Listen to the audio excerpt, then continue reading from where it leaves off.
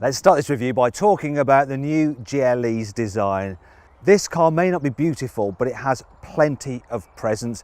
Lots of shiny bits of trim, so there's shiny here, shiny there, shiny there. Yes, it's got lots of jingle jangle jewellery. It looks expensive and it also looks massive. For instance, as standard, you get 20-inch alloy wheels and they look kind of small. Thankfully, you can upgrade to 22 inches.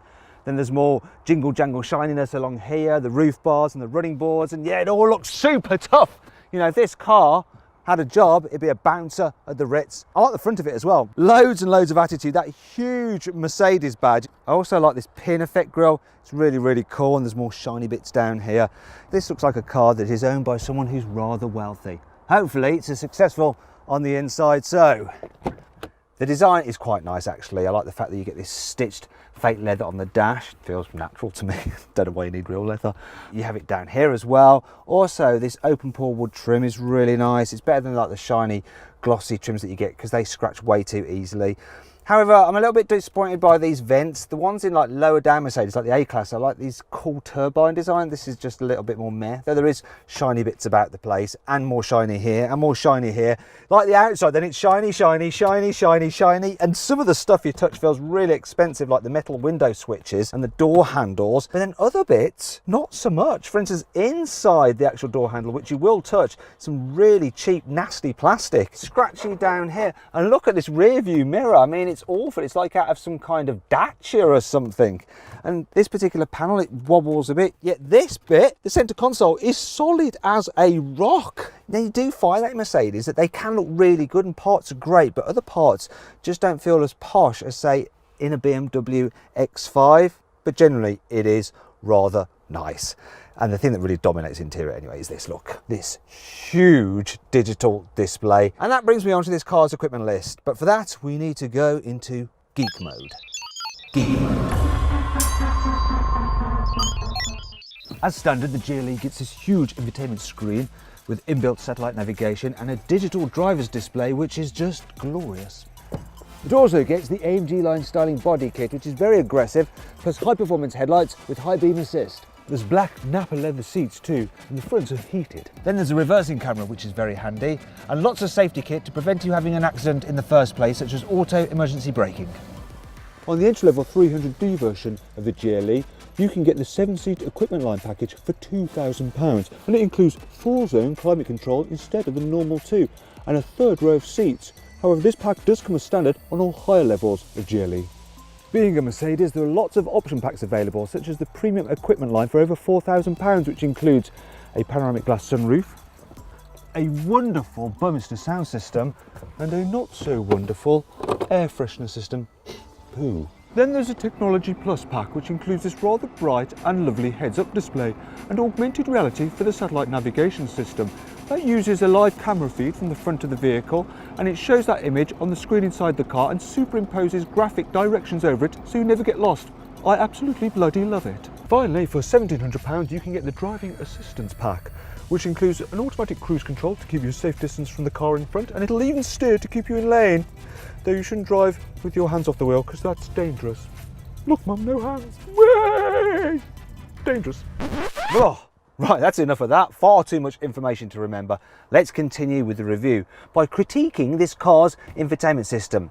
The left-hand screen controls all the major infotainment functions, and you can operate it using the trackpad and shortcut buttons between the two front seats. Or you can use the control button on the left side of the steering wheel, or voice commands, though this method is limited, and the system doesn't always understand what you're saying, especially if you're a Midlander like me. Now you can just press the display itself, as it works as a touch screen, though this is harder to do while you're driving. The screen itself though is super sharp, very bright and reasonably responsive, though the mapping doesn't scale as quick as most smartphones. The menus are however super easy to find, and the inbuilt satellite navigation system dead simple to operate, while inputting destinations and waypoints is pretty quick. You also get live traffic information, but it's just not as good as that you get with Waze or Google Maps, which you can use from your phone if you have the tech pack fitted to the car, though Apple CarPlay and Android Auto don't fill the screen, so it looks a little bit odd when you're using it. Then there's the second screen and the digital dials. They're extremely clear and you navigate through them using the controls on the right hand side of the steering wheel. You can see everything from the assistance systems to the telephone, navigation, trip information, radio, media and service information all on this one screen. It's really, really good. And you can choose between 4 different display styles. I think I prefer the classic one. Overall, I really like Mercedes' latest infotainment system. I think it's very, very good. It is right up there with the very best. Right up there, believe it or not, with BMW's iDrive. But if you do want to see what the iDrive is like in the BMW X5, this car's main rival, then click up there on the pop-out banner to watch my in-depth video review of that car. Now though, we need to talk about the connectivity. So underneath here, you have 2 USB-C charging points there. How very modern. And of course you can get wireless charging for your mobile phone. Then underneath here, there's another USB-C socket and a little cradle where you can hold your mobile phone and some storage area as well. Speaking of storage areas, the glove box is only okay because some of it's taken up by this air freshener. Lovely. There are a couple of cup holders here and you might be thinking, well, what happens? Look, that's fine for a cup of coffee, but that's all a bit loose and yeah, that's just going to fall over. Don't you worry, Mercedes have thought about that. You just press that button and these little grippers hold it nice and tight. And then the door bins are massive, huge. You can put loads of stuff in those door bins. The only thing is that they're not lined like they are in some cars, so things might rattle about a little bit in there.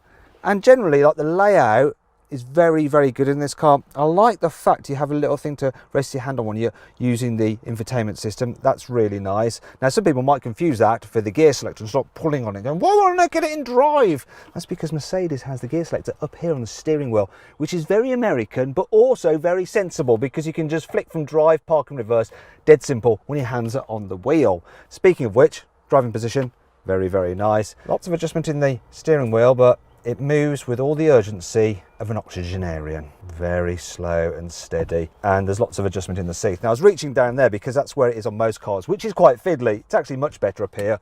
Much easier to use and get to, and you can even alter the headrest electrically and extend the base out as well. Don't worry, you'll soon get used to it. And yeah, even if you're small, you can jack it up quite high so you can see over this dash because the dash is relatively high.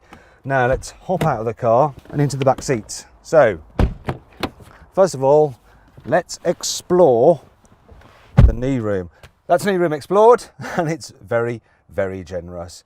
Now, if you need to stretch out, if the person in front of you has their seat in the lowest position, you can't quite squeeze your feet under their chair, but if they raise it up a bit, you can. In terms of headroom, no complaints at all about that. This car has a glass roof. Normally that reduces the headroom, but doesn't matter here, there's loads of it. Now, as standard, the GLE is a 5-seater, but you can get a 7-seater upgrade. If you do that, you get electrical operation of this middle row of seats. So you can slide them forwards, you can slide them backwards, you can make them more upright or less upright and do the headrest. Basically, you can do pretty much what you can with the front seats, and it is then super, super comfy. You also have massive windows, a decent window line. It's not too high so kids can see out. All very nice. If you need to carry 3 people at once in the back, completely doable. So this middle seat isn't too bad. Even though it's not an individual chair, it's all right. There's a bit of a hump in the floor and it's not kind of wide enough to put your feet on. The cutaways aren't great either.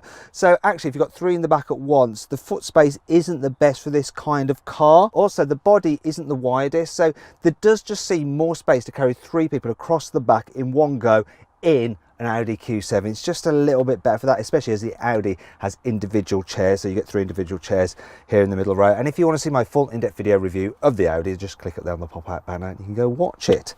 Most of the time anyway, you're going to be having 2 people in the back here, and if you do, you can just fold out the armrest, and it does have a little bit of storage and some funky little cup holders. Look at these, the way you operate and you fold that bit out. They're pretty cool. And the door bins, yeah, they're a good size. Totally nailed that. So, first annoying thing is this. Right, I'm in the back, I'm kind of happy. I want to pull the seat back, so once again I do it electrically. I have to keep my hand on it. I think this is for safety reasons, so you don't squish your foot. It doesn't actually go back to where it was. The person who then sits here has to decide where they want it by using the controls on the door, which I can't now reach. Actually, and if you see there, if they leave it like this, they're not going to have much leg room, so they are going to want to slide it back to a similar position that this is in. Let me just fold this down, because yes, you can fold this chair down for through loading, but it will let me show you what it's like for rear space back here, because I have to shuffle over here First of all, headroom, that ain't great, but knee room, it's not good. But the worst thing is foot space. The way the mechanism is for this middle row just means there's no foot room at all. I think kids will even find it cramped back here. Yeah, they do have a couple of cup holders there and USB charging points, but that's not going to make up for the fact that it's not very nice in the back of this car. If you want to carry 7 people in your SUV, you need to look at something like a Land Rover Discovery. In fact, if you look up there on the pop-out banner, you can see my full in-depth video review of the Land Rover Discovery. This seat mechanism actually is a bit of an arse, to say the least. Let's put this back and let me get out, let me get out. Come on, I just want to get out of here now.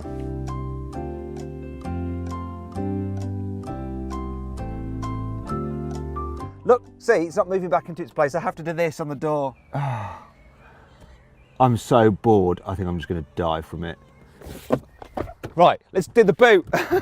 Hopefully this isn't going to be so stressful, but I have my doubts. So in 7-seater mode, you haven't got much space in the boot. Oh yes, and you have a nice scuff plate as well, so you don't scratch things as you're moving items in and out. Now I want to show you what it's like in 5-seater mode, but oh no, those seats are too far back. Right, what I have to do is move the bases forward, so I'm going to go back round here. Bear with me people, bear with me. So yes, I'm pressing the button on the door to move it forward just a touch. Come on, move forward. And of course I've got to do the one over this side as well. Really? Imagine trying to do this when you're trying to get away on holiday or something like that and you've got a car full of angry kids. Hopefully that's forward enough now. Please go down. Yes. And then you have, look, a large boot area. So the capacity may be less than a Volkswagen Touareg, but it's slightly more than a BMW X5. Oh yeah, look, nice and flat. And right, if you want to carry really big things, then you want to fold down this middle row, then you do it electrically. Yes, they have to come back to their position so that they can think about going down. Go on, there we go. Yeah, on the 5-seater version, you don't have any of this faff because the seats are just operated on cables. So you can just pull a cable and it'll just lower it. Next one, moving back and down, it's going down. Then we have this flat load area, which is actually quite good. I think I'm gonna have a lie down. I'm gonna just have a break. With all the GLE's rear seats folded, there's a huge amount of space. So enough room for 3 large boxes, 15 small boxes, and a further 2 small suitcases.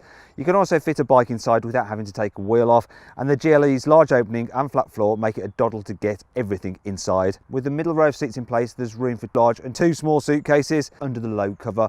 Or you'll easily get a set of golf clubs plus a pushchair in there all together.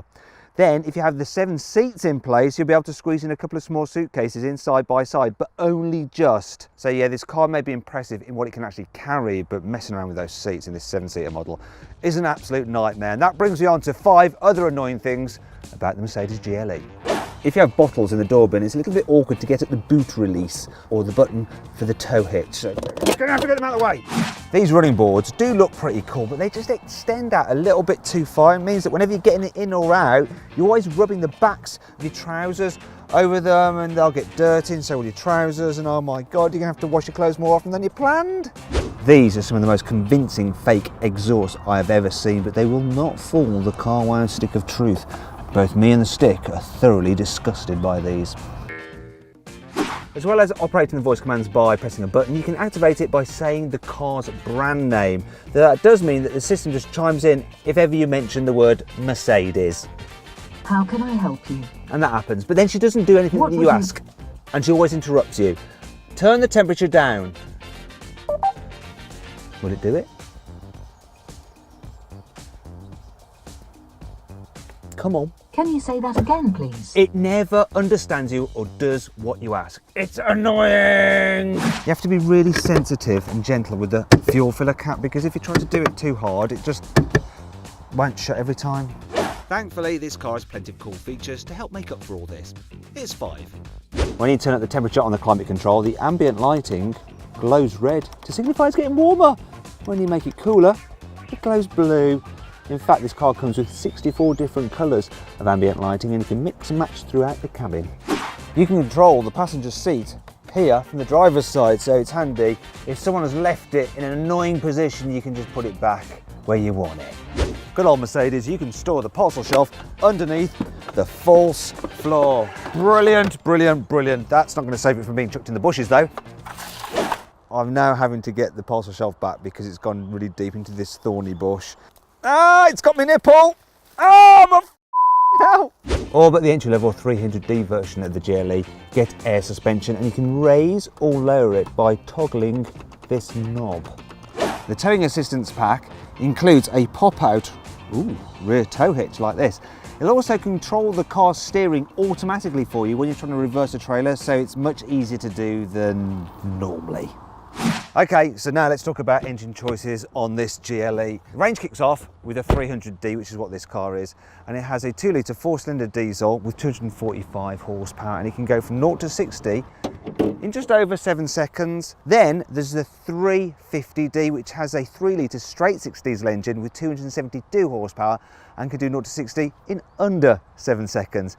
Then there's the same engine but tuned to 330 horsepower in the 400D, and that can do 0 to 60 in just under 6 seconds. But if you want a petrol, there's the 450, and that has a 3-litre straight six as well, and that has 370 horsepower, and it can do 0 to 60 in about 5.5 seconds. There will eventually be a 4-litre twin-turbo V8 in the fire-breathing AMG version of this car, but it's not available yet. Now, all GLEs come with a 9-speed automatic gearbox as standard, and of course, all-wheel drive. So, pricing. This 300D AMG Line 7-seater would normally be £58,000, but I've just plugged the details into the carwow configurator, and I've got an offer back for just over £52,000, so a saving of around £5,500, which is quite useful. Now, if you want to try our configurator, just click up there on the pop-out banner or follow the link below the video. Now it's time to take the GLE for a test drive, and let's start with what it's like in town. All models, apart from the 300D, get air suspension as standard, though bizarrely, this 300D is fitted with air suspension, and you won't be able to get it with it. It'll just be on normal springs and dampers, so a bit of an odd one. What I can tell you though is that the air suspension is brilliant. Really good over speed humps, really good over potholes. I like it a lot. Shame it doesn't come with the 300D. Now the steering is nice and light. One thing I'm not so keen on though are the brakes. So you press the pedal and nothing really happens, and you press a bit more and you suddenly come into a halt. Can't fault the turning circle though. It's not too bad at all for a big SUV. The turning circle is slightly better than a BMW X5 and Audi Q7. One thing that's not quite so good though are the blind spots. So yeah, you sit up high, but you've got a thick pillar there.